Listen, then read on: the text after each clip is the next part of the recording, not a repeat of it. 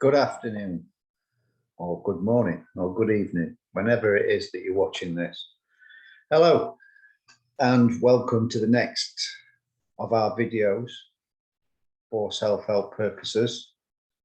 We're just trying to make support a little bit more accessible if you can't attend our support groups. My name's Craig Knowles. I am the kinship care support worker at Hetties, and Hetties supports parents, carers, anybody that's affected by somebody else's drug or alcohol use. My specific role in kinship care is to support carers who are looking after children that can't remain with their birth parents due to substance use or alcohol issues, or both, as well as their other choices. And a lot of what these videos that we've previously done is just to build up a package of support that you can access when you need it, rather than having to wait to attend the workshops that we run. We run kinship specific workshops on the last Friday of every month. And this is just one of those workshops. Today's is non-violent resistance. Some people call it non-violent responses. It's basically just to help you to help yourself in terms of the relationship between you and the people that you look after, your children. So I'm going to share my screen and go through yet another PowerPoint, which is all about non-violent resistance. It's by no means the full package of support. It's to help you to have a basic understanding of what NVR is. And if you're a kinship carer with Hetties and you've yet to do the course on NVR, and after this video you want to do it, then please contact me and we'll contact the relevant services to see when we can get you on the next program. So right, share screen. Here we go. Non-violent resistance, NVR, guidelines for parents of children or adolescents with violent or destructive behaviours. And what I would say again at this point is this is not comprehensive. This is a basic understanding, and it will help you to cherry pick the bits that you think, right, that's good for me. If you're a client from Hetties, you're a kinship carer, there's a high percentage chance that you're already therapeutically aware and trying your best to therapeutically parent. And a lot of what's covered here fits nicely with the support resources that Beacon House have produced. Just Google Beacon House resources. It'll take you to their page once you click on it. Excellent set of resources. And again, if you're with Hetties, there's a high percentage chance that you're also getting support from the developmental trauma and attachment team. And again, this fits in well with the support that they are offering you at this time, as it does with the family service. So let's move on. Let's have a look at the next slide, if it'll let me. Shit a minute, of course it won't. No, there we go. Introduction. Non-violent resistance deals with violent, destructive, get rid of my face off this corner so you can see the words, and harmful behaviours in children and adolescents. The methods and ideas of non-violent direct action and resistance have been developed from Mahatma Gandhi, Martin Luther King and Rosa Parks. They are used in community and family settings to help parents and carers with their parenting. NVR can help parents and carers overcome their sense of helplessness. It can help develop a support network that will stop violent and destructive behaviours both in and out of the home. It can improve relationships between family members and the community. And again, it's really important to say that this is not going to solve everything and it's not going to make everything heal quickly. What it is going to do is give you another option to help you to help yourself, and also it'll help you with your reflection, at least in knowing that at least you're trying to do the right things and you're not colluding with difficult behaviours and behaviours that challenge. The key concepts of non-violent resistance in parent is de-escalating conflicts, increasing your parental presence, taking a firm stand against any acts of violence done by yourself and your child, announcing this commitment to your child, arranging sit-ins, breaking the cycle of shame and silence, recruiting and utilizing supporters, and creating reconciliation gestures that are not linked to the young person's behavior, but increase positive interactions and communication between parents and young people. And these ideas and suggestions are guidelines and will be explained in more detail in the individual slides. You can use them in any order that suits you. The slides are meant to help you to use this approach in your own family. You may want to pick and choose what fits for you and your child. You don't have to use all the slides for this approach to be successful. Any aspect of it will hopefully be of a help to you and to help you to parent more effectively.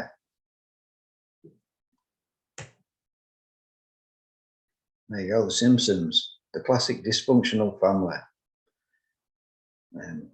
Yeah, most people will see that, and rather than it looking familiar, I hope it doesn't look familiar, because that would suggest lots of violence within the home, but it's perhaps how it feels at times.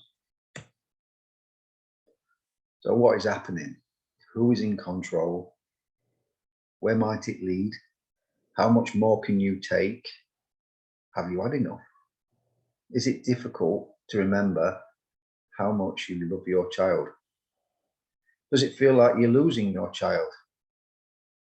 Are you afraid that someone might get hurt? Are you prepared to try something different to change things? And that's a really powerful question to ask yourself.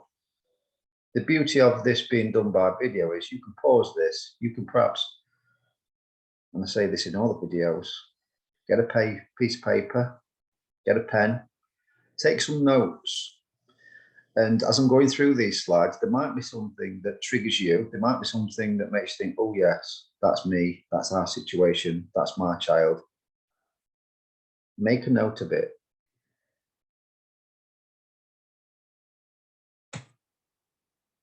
What is really going on?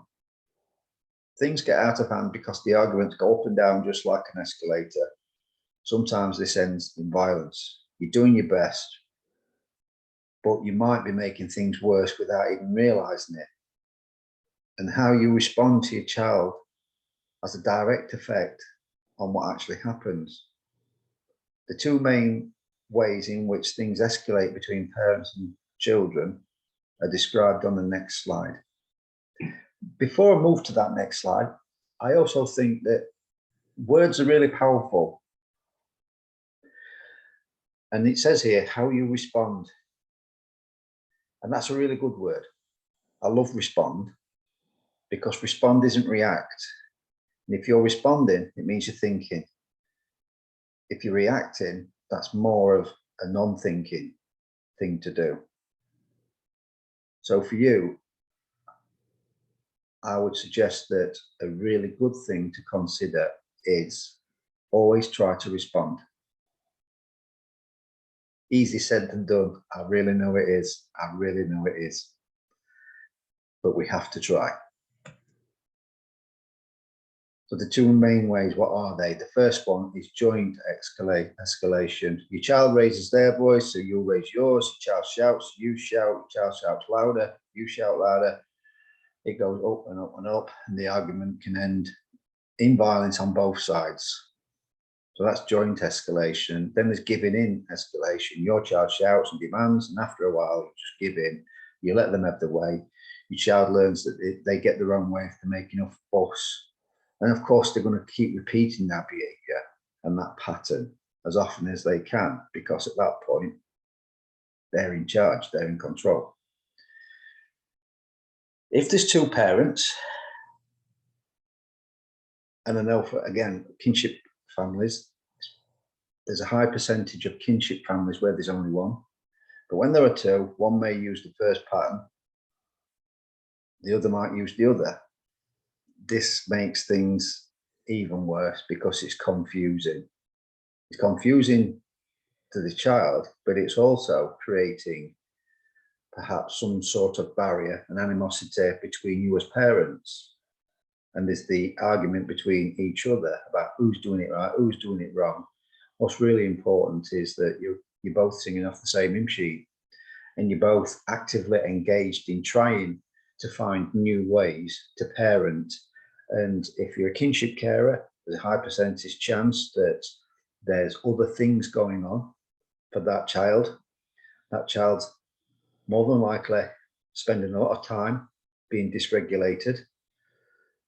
They will need a therapeutic response and therapeutic parenting. They will need love, but they will need to know that you're there for them. There's other workshops that we've done. There's therapeutic parenting. There's also understanding attachment. And I would suggest that you have a watch of those as well. Or indeed come to a group, come to the face-to-face groups, meet other carers that are trying their best to do things a different way. And you can perhaps bounce off each other to find ways together and have a laugh at the same time. All of our groups, there's one every single week in some area, and you can cherry pick or come to them all. You can come to one or all of them. And again, if you're a kinship client with Hetties, you will receive a monthly email to tell you what's available each month. There's also the WhatsApp group, which we share all the information on as well. Nonviolent resistance offers you a completely different pattern. It aims to help you to stop your child's destructive behaviour and prevent escalation and violence. Experience and research show that it's very effective. If you know that you're escalating things, then that gives you the opportunity to stop it. You know, without fuel, there can be no fire. Taking a firm stand against violence, risk-taking and antisocial behaviours. So these are the principles. Holding back from physical or verbal violence. Increasing your positive presence in your child's life. Here's a quote.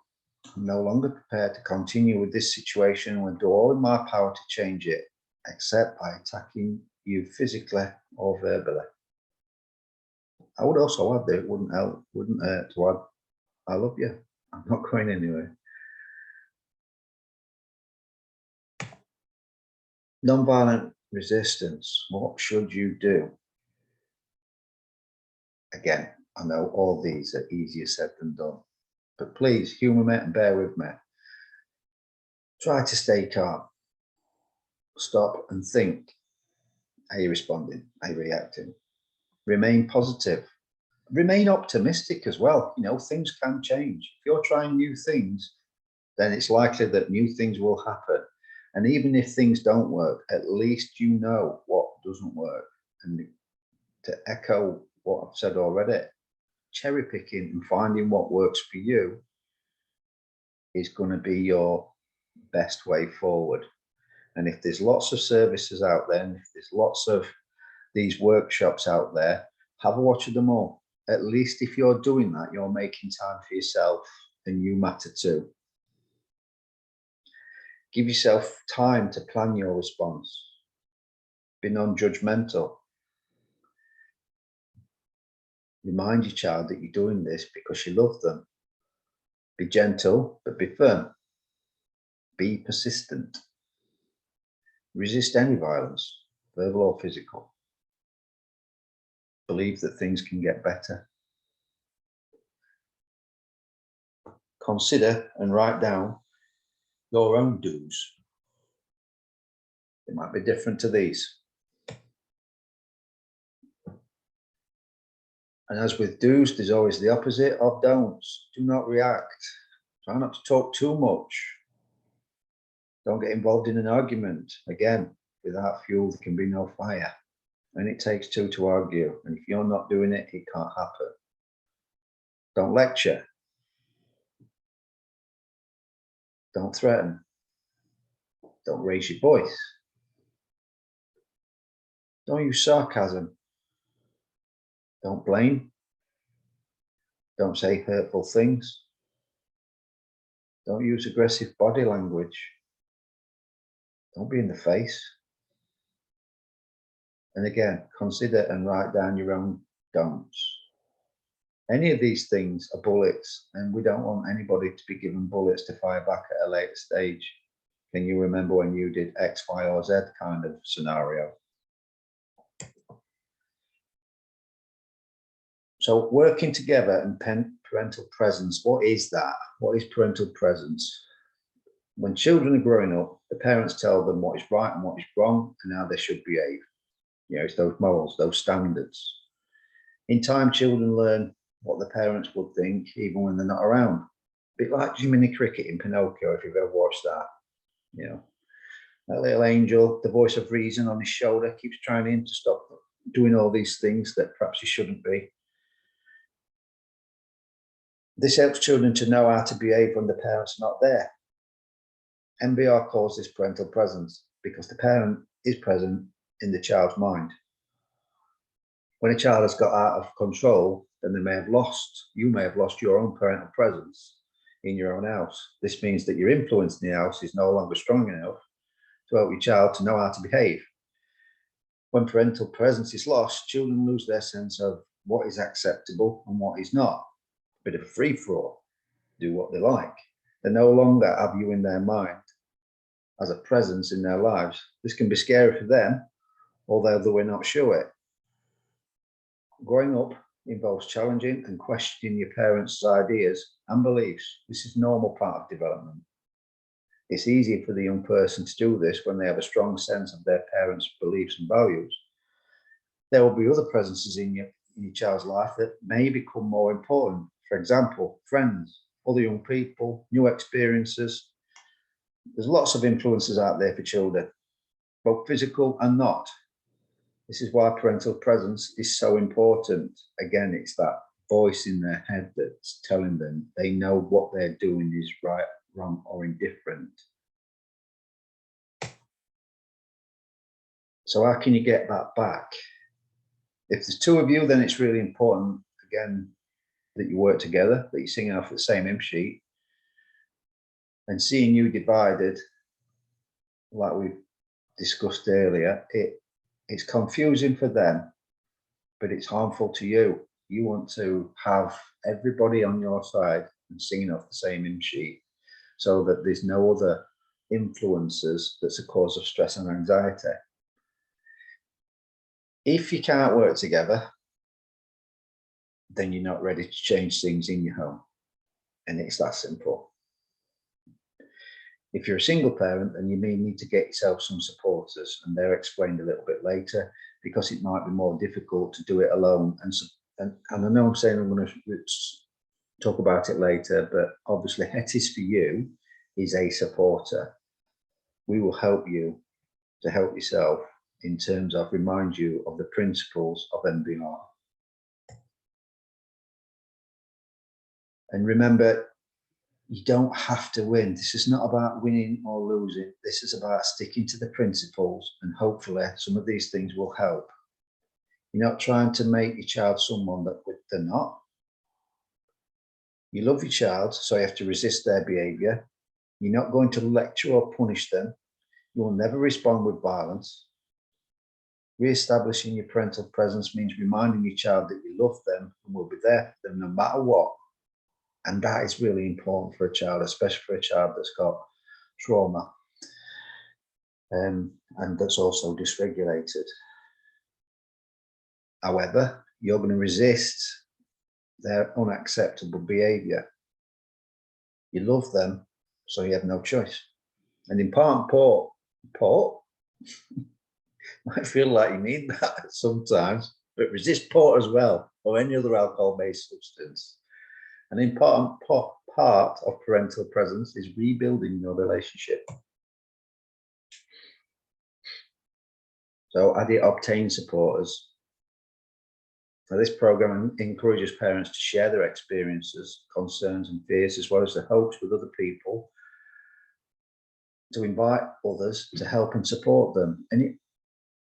think of it in terms of who are your supporters. Let's look at it from Hetty's point of view. Who are your supporters? There's me as your worker. There's the other group members that will support you, that will tell you how they've used these things. So if you're on the WhatsApp group, you've currently got 46 other supporters, which you could ask the question. The modern terminology is you could reach out to them on the group and say, I'm experiencing this, what have you done? Other supporters are, I've already mentioned them, developmental trauma and attachment team, the family service, there's the school, there's their friends, there's your family. It's anybody that can have an influence, not only to increase that parental voice, but to support you in yours.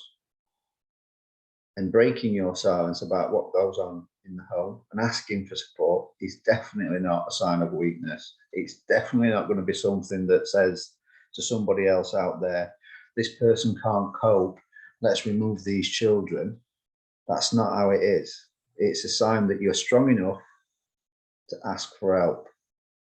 So it's by no means weak. Using support does not mean handing over the responsibility for children to other people. It may help parents to feel less isolated and lonely. Asking for support is a crucial step, and it really is a crucial step on the path of regaining positive relationships and becoming a more effective parent again. Effective, not bad, effective. You're all good parents. You're all just doing your best. And if you're watching this, it's because you want another way of thinking. And the way that we think dictates how we feel. And hopefully some of this will help you to think a little bit better, which in turn will hopefully help you to feel a bit better. Some common obstacles. You might not want to burden other people with the problems that's not theirs. Usually other people like to be helpful and may even feel honoured to be asked. The fear of being judged. We all in the same boat, or very similar boat. If you're watching this as a kinship carer from Hetty's, you know there's a lot of you out there, and you all know how really difficult it is at times. So like it says, other people have similar secrets themselves and are glad that they can share them with others as well. And coming to the peer groups is a great way of doing that, as well as being yourself and getting adult company. And it stops it from being just the focus of your daily life. You know, it gives you the opportunity to be you. There's the shame of feeling like bad parents. People may be impressed with how parents have managed to cope by themselves for such a long time without help. There might be the fear of rejection. There might be fear of damaging the existing relationship with the support. And, you know, often relationships with support comes even closer and turns into mutual support and even a lasting friendship. It's that shared journey. Parents feel that they don't know anyone who could help them. In this case, support workers can help parents to identify potential supporters in the parents' wider networks. And again, ask us if you feel that that statement is you, ask us. We can increase your support network. It might be that the fear that the child or young person will react with even more anger or disappointment or feel hurt or contempt. This reaction is to be expected, even predicted. You know, at times it feels like it can't be wrong for doing right. At least this again is a way for you to look in your reflection and say, I'm trying to do this the best I can. And this method is one of those ways. The feeling of being disloyal to your children or child. Calling others in for help and support means that parents will become even more effective and secure. It's certainly not disloyal. It's a sign that you want to preserve that relationship and give each other a chance and removing that violence from your daily life.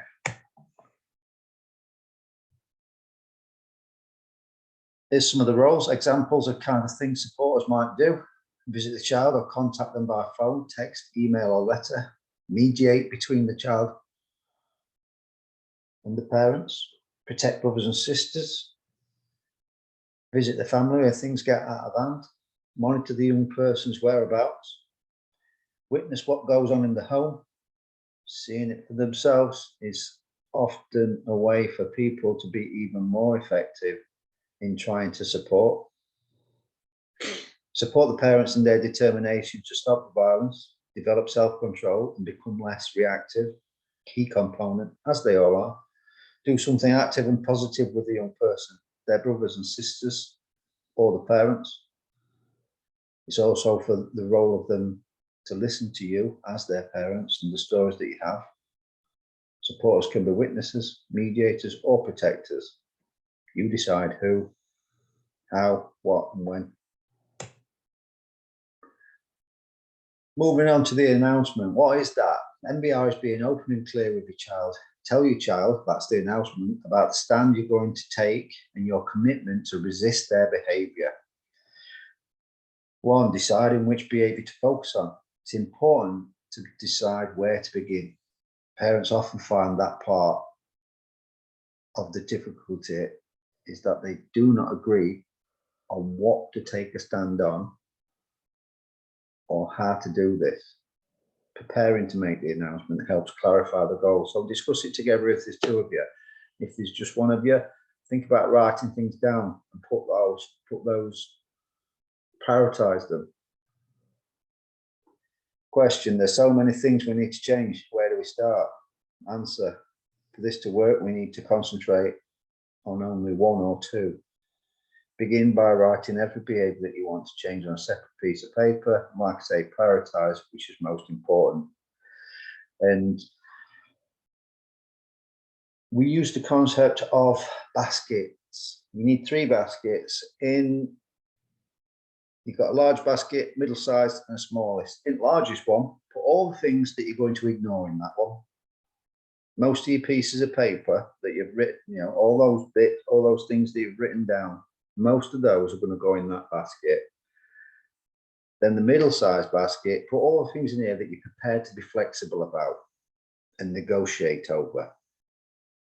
Then the smallest basket, that's the one we've got to identify, 1 or 2, that's where there's no negotiation, you're not willing to tolerate. And I would say that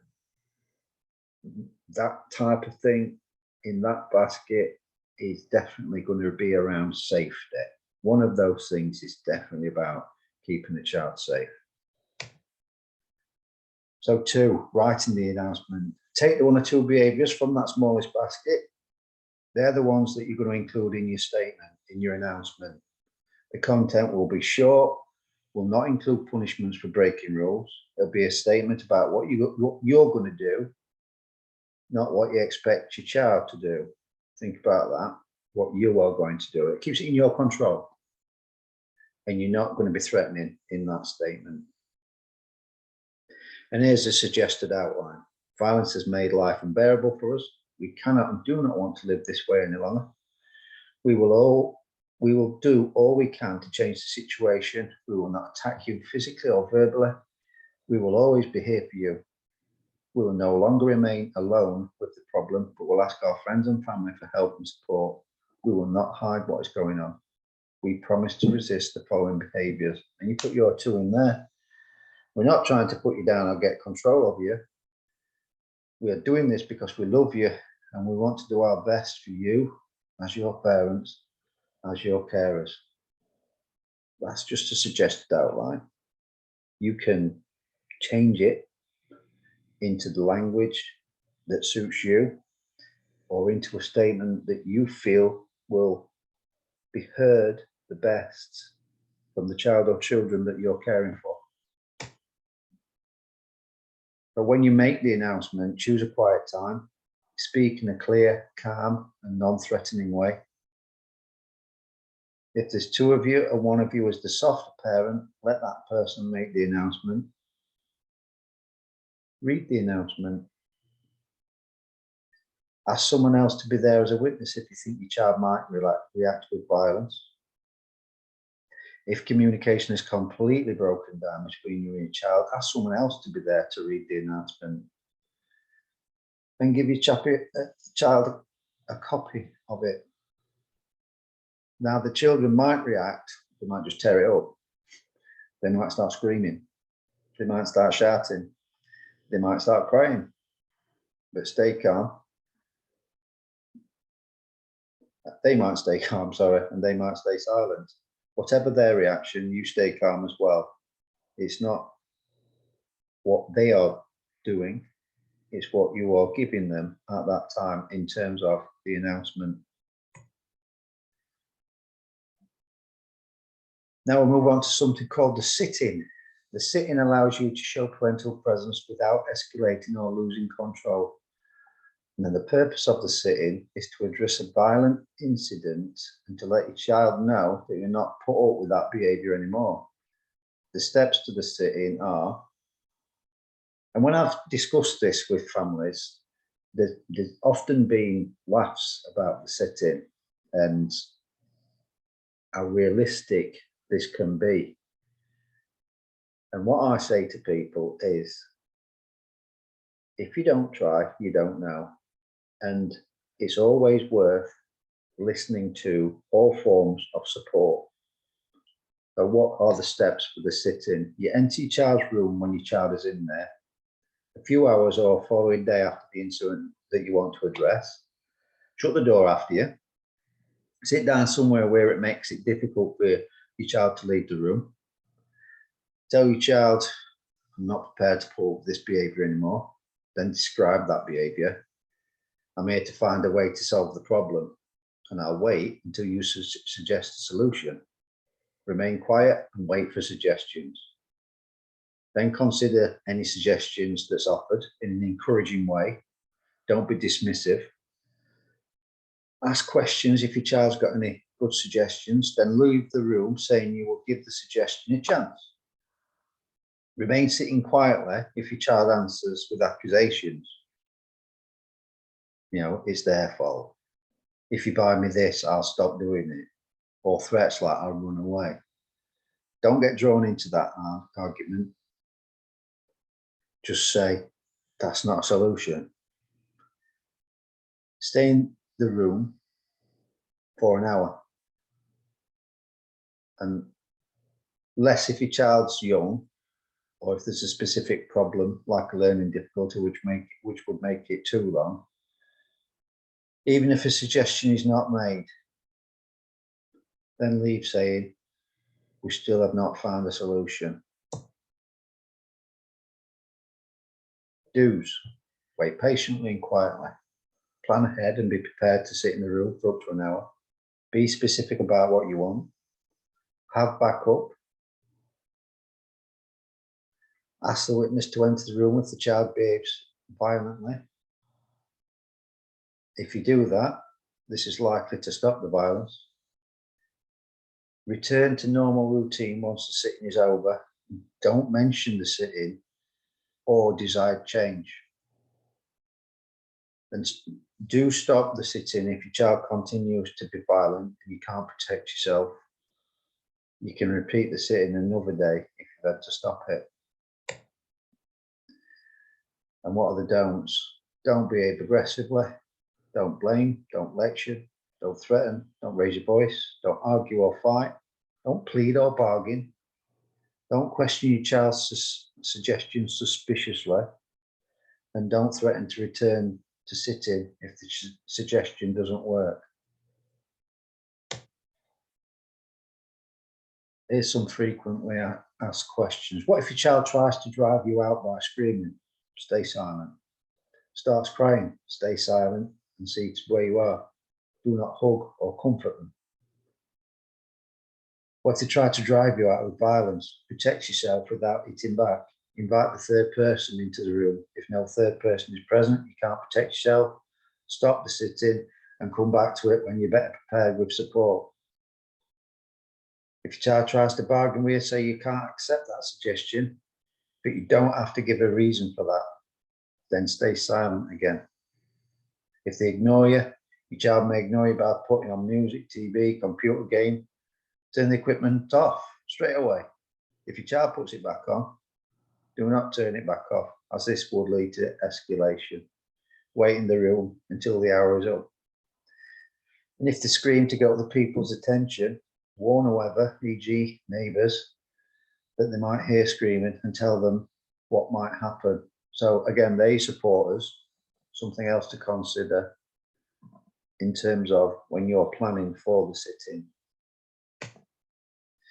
Remember, the goal of the sit-in is not to win, but to show parental presence. You being there is more important than your child's suggestion.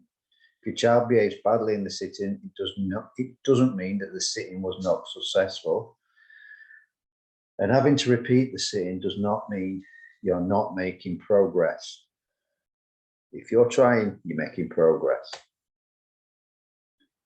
To rebuild the relationship when things have been difficult for a long time, it begins hard to show your child just how much you love them.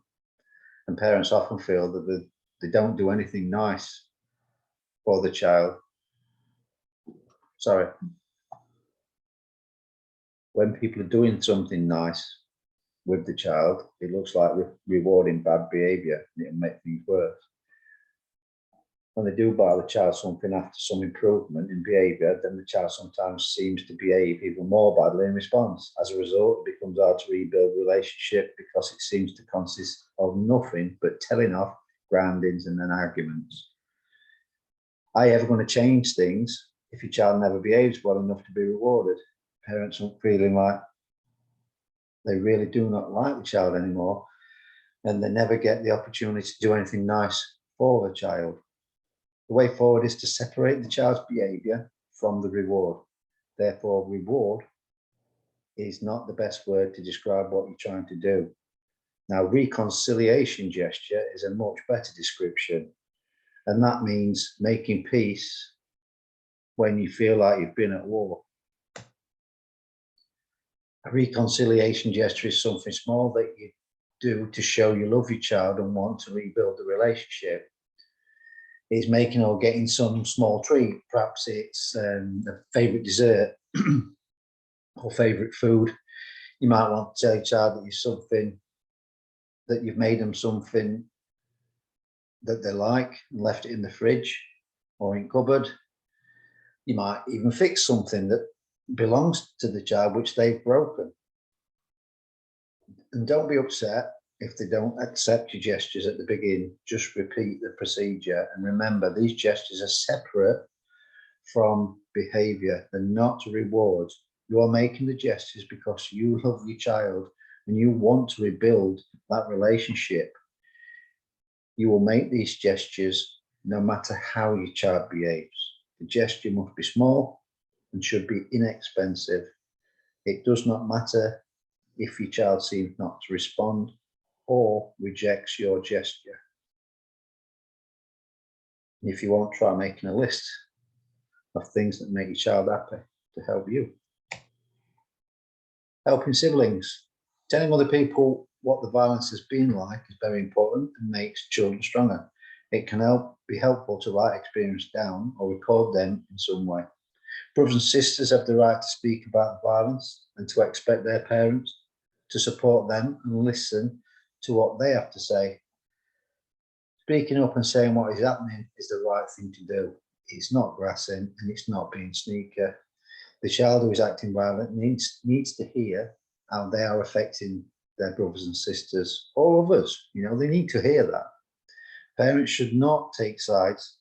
And if the child says that it's not true, parents need to increase their level of supervision and be more prepared to prevent violence against their children.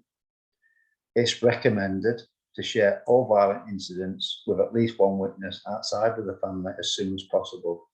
Ask this witness to tell the hurt brother or sister and the young person who has acted violently that they know about the latest incident and that they will support the parents to stop future violence. I hope that makes sense. The witness also assures the hurt child that they're no longer alone, and the witness will try to protect them, for example, staying with them, frequent phone contacts, asking how the day's been. Again, it's increasing the presence in the household and writing down every new incident. Parents need to be prepared for the possibility that the young person who acts violently may step up their abusive behaviours or run away when the cover of secrecy is broken. Parents may witness any violent incident between their children. Sorry, just excuse me for 1 second. My computer's about to die. No, it isn't. I'll turn it back on. So when parents witness any violent incident between their children, they should immediately separate them and write down the details of the new violent incident. They should make a list of names, including the young person's friends, their parents, and other people who are important to the young person.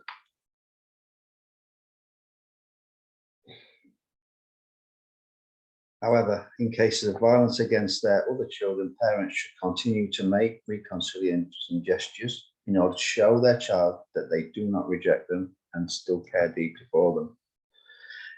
At this point, I'm aware that I'm talking a lot, and it might be a little bit, it's a bit of a struggle when we're doing it like this. And when we're discussing things together in a group, it's or on Zoom, it's a little bit more interactive. So it's a little bit more stagnant this way, but bear with it, please. Or perhaps just come back to it, press pause, make a cup of tea. Death by PowerPoint.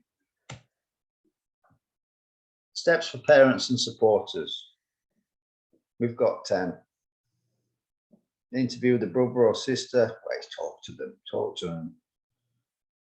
You know, interview sounds a bit strong, but talk to them about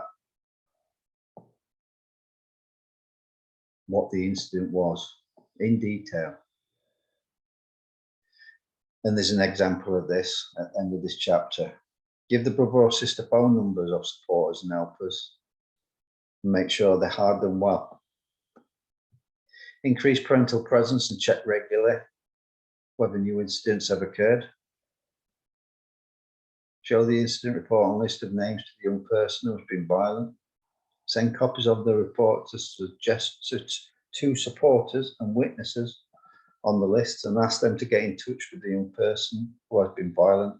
This is to let the young person know that they do not accept the violence but will continue to offer support as much as possible.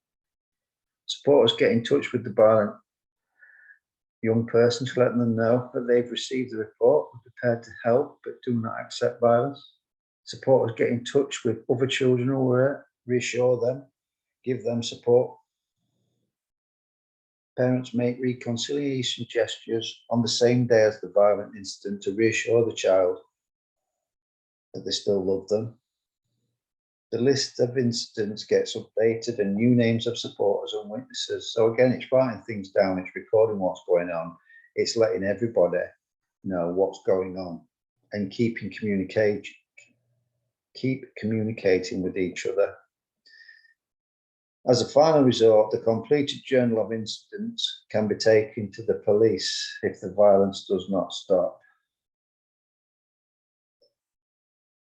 So in summary, it is writing down everything that's happening and everybody that's in your list, understanding what's happening and discussing things together. What about your parental presence outside of the home? And being in your child's life may limit their privacy. However, it's important to reduce antisocial and risky behaviours when these have become dangerous. Sometimes it's not always possible to be present in your child's life as much as you might want to be.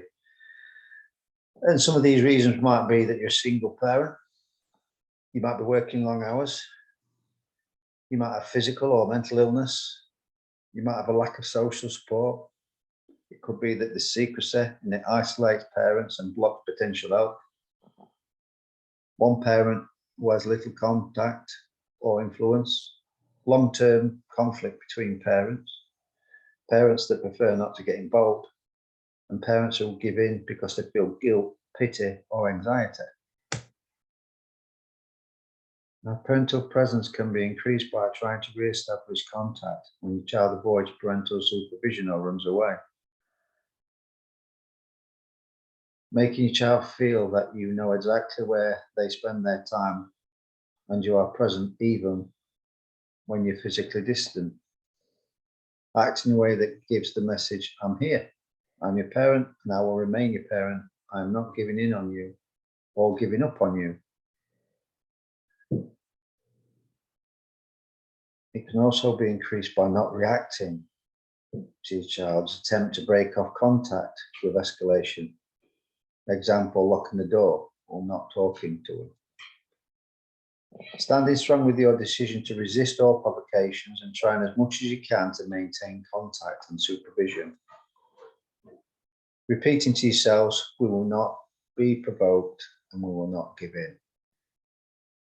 And sometimes parental presence when they're not in the home, it's just a text, I love you. It could be a little note in the lunchbox or under the pillow. And again, they might screw it up, they might throw it away, they might get angry. You're telling them that you love them. It could be a text. But what to do if your child runs away from your home? This is normally they normally run away to a friend or a relative or a group of young people. If you get to them,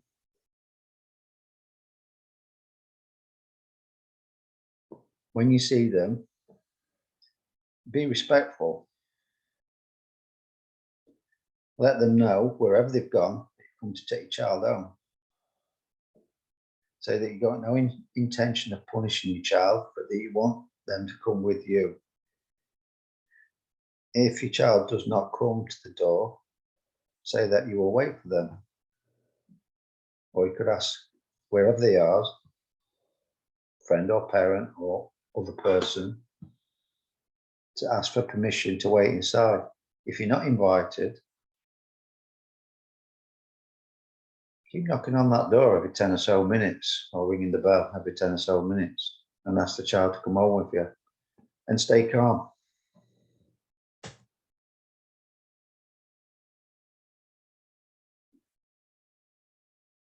Now, if they don't come home at night when they're supposed to, or disappears for long periods in the day, these tend to happen routinely. Children feel these disappearances are their basic right, reinforced by their parents' inability to prevent them. On arrival, approach the child and say you want them to come home with you. They will not be punished. If the child runs away, do not run after them. Instead, take the opportunity to make contact with the friends. Ask for the names, telephone numbers. Say you only want them for urgent situations and explain why you're concerned about them. If they say that you shouldn't worry, you might answer, I know my child well, and I know they do not have much self-control. Maybe you have more self-control than they do. Now, some of these friends might play an important role as mediators. And if they keep bad company, unsupervised time spent in such company can put your child at risk of using drugs, dropping out of school, getting in trouble with the police. When your child runs away and joins a group of young people or getting in trouble, be prepared to track your child for a long time. It might be worthwhile taking a friend or relative support and to reduce the risk of escalation. The third party may also be able to mediate. Your child may accept a proposal coming from them better than coming from you.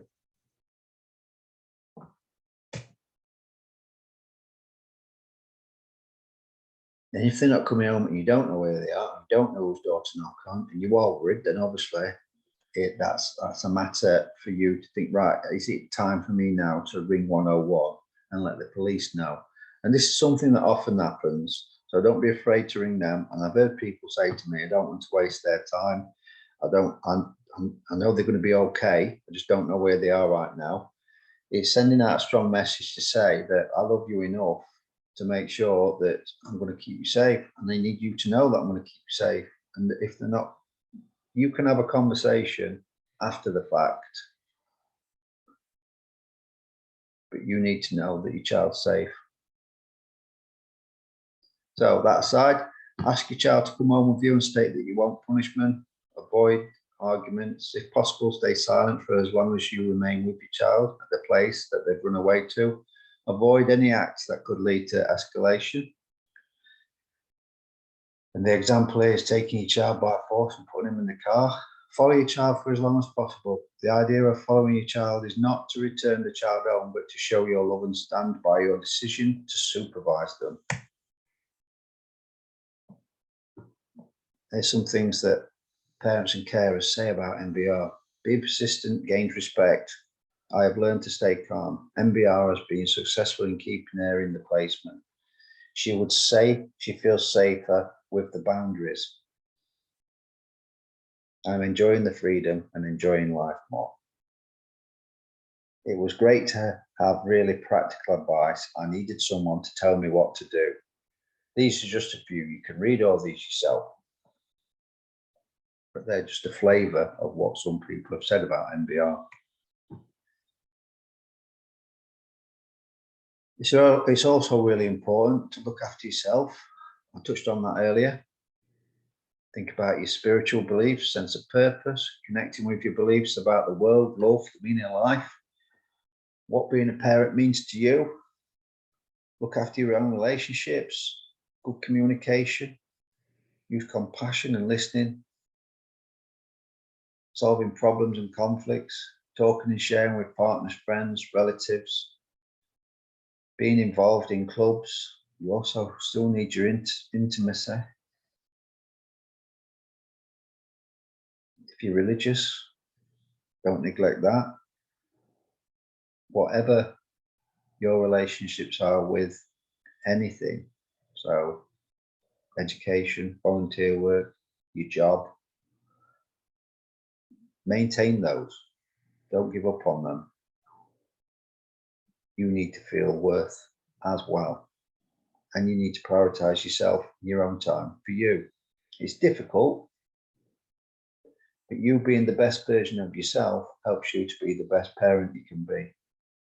Your mental health is really important. Accepting personal responsibility, self-respect, feeling of belonging, taking care of your own emotional and psychological and safety needs, having respect for others. Humour and laughter you definitely need a sense of humour if you're a kinship carer, and you need to draw on that a lot.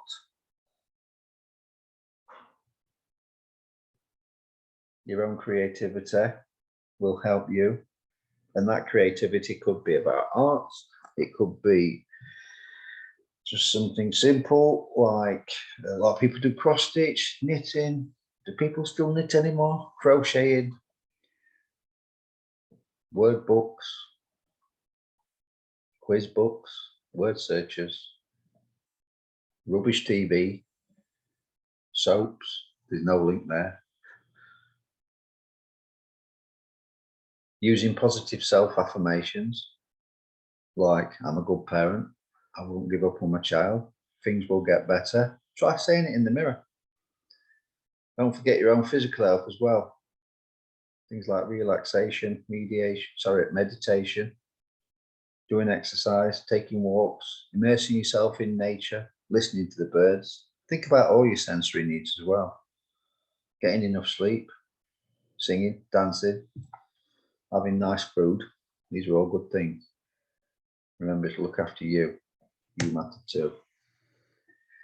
And just finally to say that this has been adapted from original booklet, and that was written by Elizabeth Heisman and Miriam Spiro from Bexley and Greenwich Child and Adolescent Mental Health Services, which is CAMHS, of course. Now, locally, we've got local CAMHS. I'm not going to go over all of that. I'm at the minute just referring to where this original PowerPoint come from. And we acknowledge them and thank them for putting this out in the public arena.